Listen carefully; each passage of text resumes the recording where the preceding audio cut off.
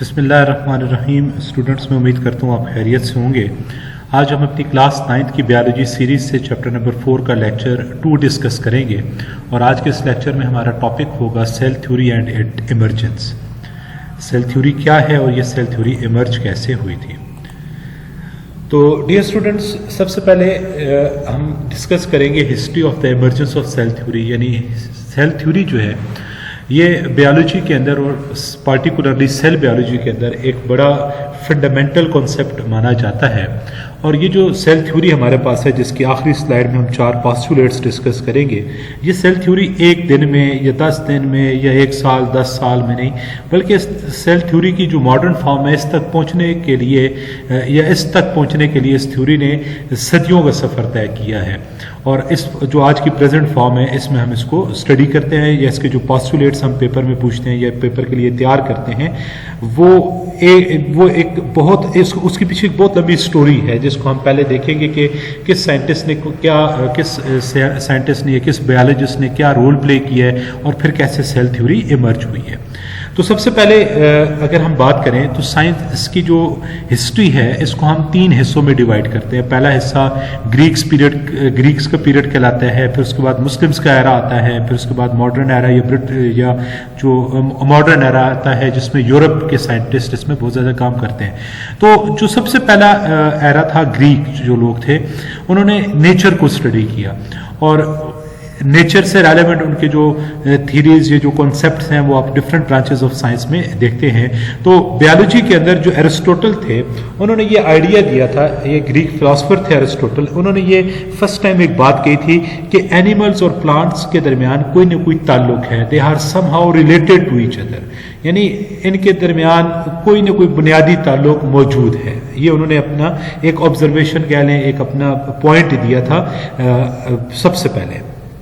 फिर उसके बाद 1965 आता है जी, जहां पर एक इंग्लिश साइंटिस्ट थे, इंग्लैंड के रहने वाले रॉबर्ट हुक, जिन्होंने जो है वो माइक्रोस्कोप भी बनाई थी, ठीक है, कंपाउंड माइक्रोस्कोप जिसे हम कहते हैं, कंपाउंड माइक्रोस्कोप जो है इन्होंने बनाई थी। और इन्होंने ही जब उस कंपाउंड माइक्रोस्कोप के नीचे कॉर्क की स्लाइस को स्टडी किया तो इन्हें हनी कॉम्ब लाइक स्ट्रक्चर नजर आया। हनी कॉम्ब जैसे शहद की मक्खियों का छत्ता होता है, उस तरह का इनको एक स्ट्रक्चर नजर आया।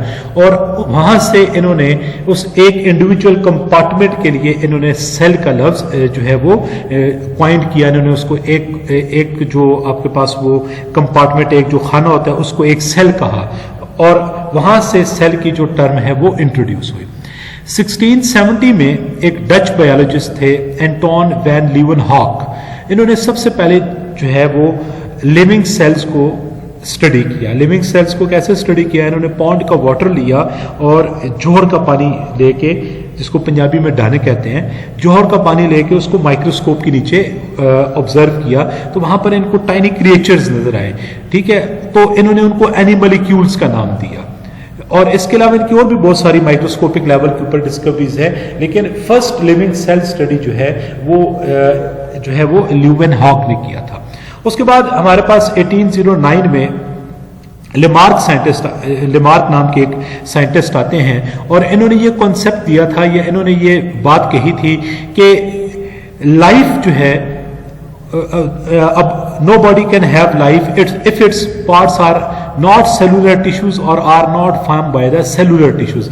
यानी इसने कहा था जो जिंदगी है वो उस वक्त पॉसिबल है कि अगर कोई चीज,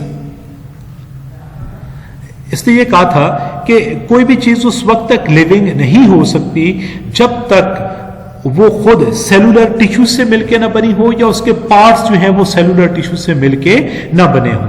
know body can have life, यानी कोई भी चीज लाइफ नहीं रखती, जिंदगी नहीं रखती, अगर वो खुद या उसके पार्ट्स सेलुलर टिश्यू से मिलके नहीं बने हुए। 1831 में ब्रिटिश बोटैनिस्ट थे, बॉटनी के जो स्पेशलिस्ट होते हैं, ये जो बॉटनी पढ़ने वाले लोग होते हैं उन्हें हम बोटैनिस्ट कहते हैं, रॉबर्ट ब्राउन, उन्होंने न्यूक्लियस इन द सेल को डिस्कवर किया। फिर उसके बाद जी हमारे पास 1838 में एक जर्मन बोटैनिस्ट थे, शिलाइडर उनका नाम है, वो प्लांट टिश्यूज को स्टडी कर रहे थे और उन्होंने पहली statement about the cell theory दी और उन्होंने कहा कि جو پلانٹ سیلز ہیں یہ انڈیویجول سیلز کی ایگریگیشن سے اکٹھا ہونے سے ملے ہیں، اور یہ جو انڈیویجول سیلز ہیں یہ بالکل انڈیپینڈنٹلی ایگزسٹ کرتے ہیں۔ پھر 1839 میں ایک جرمن زوالوجسٹ تھے جن کا نام تھا تھروڈور شیوان، انہوں نے اینیملز ٹیشوز کو اسٹڈی کیا، اور انہوں نے بھی یہ بات کہی کہ جو اینیمل کے ٹیشوز ہیں وہ بھی ایگریگیٹ آف دا سیل یا سیل کے کمبینیشن سے یا سیل کے اکٹھے ہونے سے بنتے ہیں۔ اس طرح شلیڈن اور شوان نے سیل تھیوری کی انیشیل فارم جو ہے وہ پروپوز کی۔ اس کے بعد ہمارے پاس روڈولف ورچوو آتے ہیں، ایک جرمن فزیشین تھے، اور انہوں نے سیل تھیوری میں ایک امپورٹنٹ ایکسٹینشن دی، اور وہ یہ تھی کہ life arises from the pre-existing cells، یعنی all the living cell arises from the pre-existing cells، نئے سیل پرانے سیل سے بنتے ہیں، یا ہم اس کو یوں کہیں گے جو نئے سیل ہوتے ہیں وہ پرانے سیلز کی ڈویژن سے بنتے ہیں۔ اس بات کو جرمن میں کہا جاتا ہے اومنس سیلولا ای سیلولا۔ اور 1862 میں لوئس پاسچر نے یہ جو اوپر ایک کانسیپٹ دیا گیا تھا اومنس سیلولا ای سیلولا، یا پرانے سیل یہ پہلے سے موجود سیلز کی ڈویژن سے نئے سیل بنتے ہیں، اس کا ایکسپیریمنٹل پروف دیا۔ پھر اس کے بعد یہ آج کے ماڈرن فارم میں جو سیل تھیوری ہے وہ فالوئنگ فور پوسٹولیٹس کے اوپر ڈیپینڈ فالوئنگ فور پوسٹولیٹس کے اوپر کانسٹیٹیوٹ کرتی ہے، جو اس کے فالوئنگ فور پوسٹولیٹس ہے۔ سب سے پہلا postulate, all the living organisms are made up of one or more cell, یعنی جو بھی چیز لیونگ ہے وہ ایک یا ایک سے زیادہ سیل سے مل کے بنی ہوئی ہے۔ Cell is the structural and functional unit of life, cell جو ہے وہ زندگی کی بنیادی اکائی ہے۔